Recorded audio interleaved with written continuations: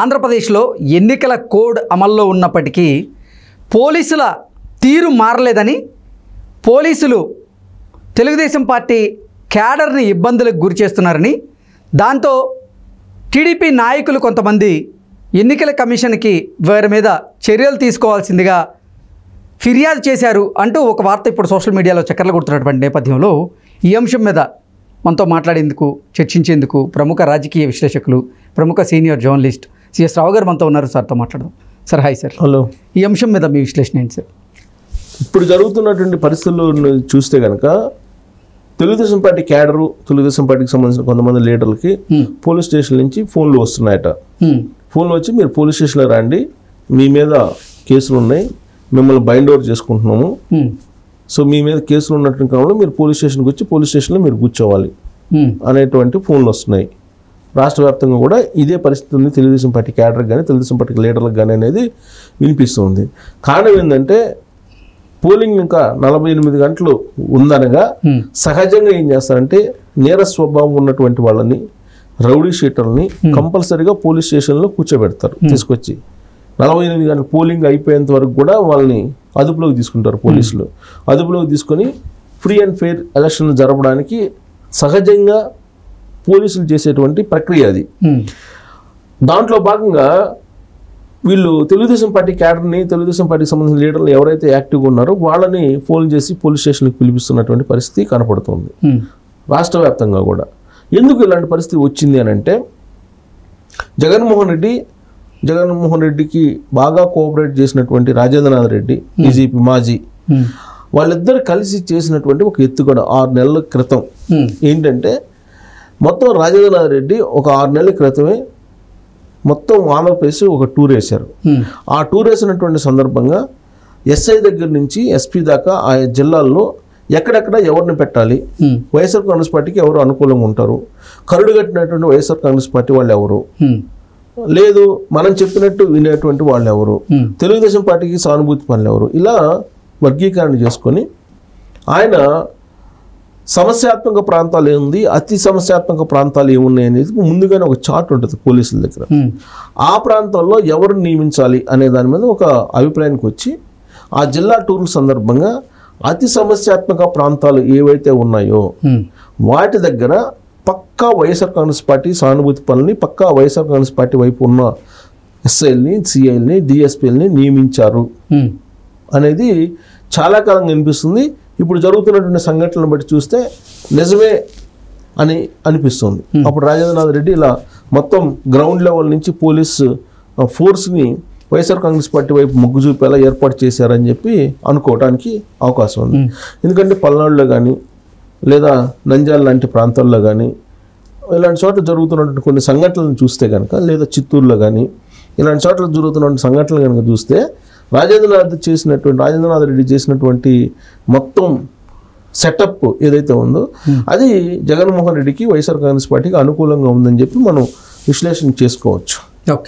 ఇప్పుడు ఫోన్లు చేస్తున్నారు పోలీస్ స్టేషన్ నుంచి తెలుగుదేశం పార్టీ వాళ్ళకి అని అంటే అదే కారణం.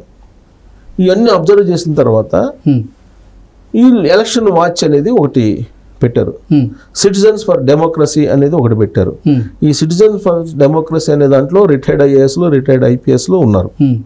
అలాగే ఎలక్షన్ వాచ్ అనేటువంటిది ఒక టీం పెట్టారు. దాంట్లో కూడా ఏపీ ఎలక్షన్ వాచ్ అనే దాంట్లో కూడా నిమ్మగడ్డ రమేష్ కుమార్ గారు, తర్వాత రిటైర్డ్ ఐపీఎస్లు కొంతమంది, వీళ్ళందరూ కలిసి ఉన్నారు. సో వీళ్ళు ఏం చేశారంటే ఎలక్షన్ కమిషన్కి కంప్లైంట్ చేశారు.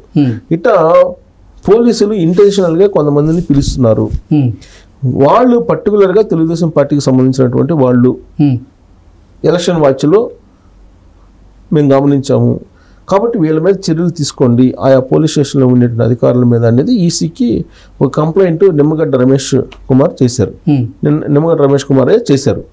చేసినటువంటి క్రమంలో ఏ ప్రాంతాల్లో ఎన్ని జరిగినాయంటే పల్నాడు ప్రాంతాల్లో, లేదంటే చిత్తూరు జిల్లాలో, ఇక్కడ కొన్ని ప్రాంతాల్లో ఏం చేశారంటే బాగా యాక్టివ్గా ఉన్నటువంటి వాళ్ళు తెలుగుదేశం పార్టీకి సంబంధించిన లీడర్లు కానీ లేదా క్యాడర్, ద్వితీయ శ్రేణి క్యాడరే కదా మొత్తం. ఇప్పుడు యుద్ధంలో ఏ విధంగా అయితే సైనికులు, సిపాయిలు ఏ విధంగా అయితే ఇంపార్టెంటో అలా ఇప్పుడు ద్వితీయ శ్రేణి గ్రామ స్థాయిలో ఉండేటువంటి లీడర్లు ఇంపార్టెంట్. వార్డు గ్రామ స్థాయిలో ఉండేటువంటి తృతీయ శ్రేణి, ద్వితీయ కూడా కాదు, తృతీయ శ్రేణి ఇంపార్టెంట్. ఇప్పుడు ఎలక్షన్లో ఆ బూత్ స్థాయిలో నిలబడి ఓటు చేయించుకునే వాళ్ళే గెలిచే అవకాశం ఉంది. సో ఆ గ్రామ బూత్ స్థాయిలో ఉండేటువంటి లీడర్లు ఇప్పుడు యాక్టివ్గా ఉంటారు. వాళ్ళు యాక్టివ్ తగ్గితే కనుక అవతల వాళ్ళు దొంగ ఓట్లు వేయించుకోవడానికి అవకాశం ఉంటుంది, లేదా అనుకూలిస్తే రిగ్గింగ్ చేసుకోవడానికి కూడా అవకాశం ఉంటుంది. కాబట్టి ఎవరెవరైతే యాక్టివ్గా ఉన్నారో తెలుగుదేశం పార్టీ వాళ్ళు ఐడెంటిఫై చేసి ప్రతి నియోజకవర్గానికి ఒక 20 పోలింగ్ కేంద్రాల నుంచి 25 పోలింగ్ కేంద్రాల వరకు వాళ్ళకు అనుకూలంగా చేయాలనేది కొంతమంది పోలీసులు వ్యూహం. ఇది 6 నెలల క్రితమే ఈ వ్యూహం రచించుకున్నారనేది పోలీసు వర్గాల్లో బాగా ఉంది. రాజేంద్రనాథ్ రెడ్డి డీజీపీకి ఉన్నప్పుడే ఈ మొత్తం అల్లిక అయిపోయింది అనేది. అది ఇప్పుడు జరుగుతుంది. కొన్ని చోట్ల ఛేదించగలిగింది ఎన్నికల కమిషన్. ఇప్పుడు ఉదాహరణ తీసుకుంటే కనుక ఇప్పుడు అమ్మిరెడ్డి, అనంతపురం రేంజ్ డిఐజీగా ఉన్న అమ్మిరెడ్డిని తొలగించింది. అమ్మిరెడ్డిని తొలగించడంతో పాటు అక్కడ మొత్తం తెలంగాణ రాయలసీమ రేంజ్ మొత్తం కూడా సెట్ అయిపోయింది.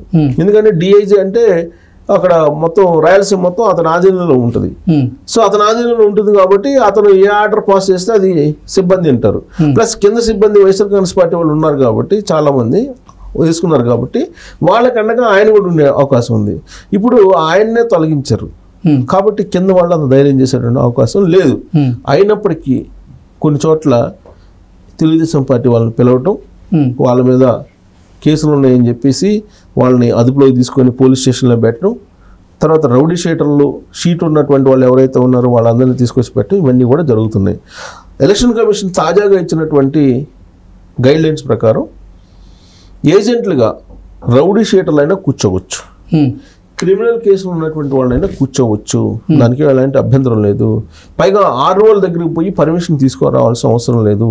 డైరెక్ట్గా ప్రిసైడింగ్ ఆఫీసర్ దగ్గరికి పోయి అక్కడ మీరు ఆ ఫామ్ ఫిలప్ చేసి అభ్యర్థో లేదంటే చీఫ్ ఎలక్షన్ ఆఫీసర్ ఉంటారు, చీఫ్ ఎలక్షన్ ఆఫీసర్తో లేదంటే అభ్యర్థో తీసుకొని ఆ సంతకం పెట్టుకొని మీరు పోయి కూర్చోవచ్చు అని చెప్పి గైడ్లైన్స్ ఇవ్వడం జరిగింది.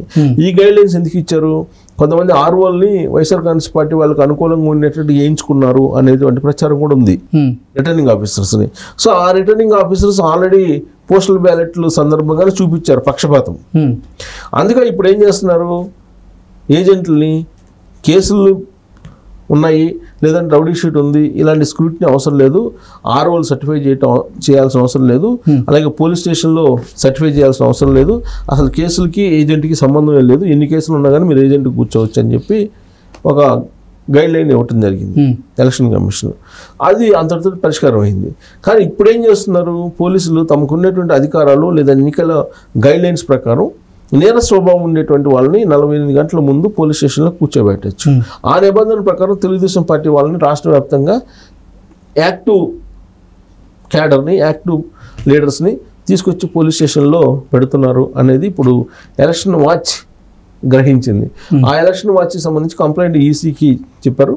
మరి ఈసీ ఎలాంటి చర్యలు తీసుకుంటుంది అనేది మనం చూడాలి. తెలుగుదేశం పార్టీ వాళ్ళని మ్యాక్సిమం ఓటింగ్ చేయకుండా ఎన్నికలు చేయకుండా కట్టడి చేసిన ప్రయత్నం ఇప్పటికీ కూడా ఆంధ్రప్రదేశ్ పోలీస్ చేస్తున్నారంటే ఏ స్థాయిలో జగన్మోహన్ రెడ్డి ఈ పోలీస్ వ్యవస్థను క్యాప్చర్ చేశారు అనేది మనం అర్థం చేసుకోవచ్చు. Okay sir, thank you so much.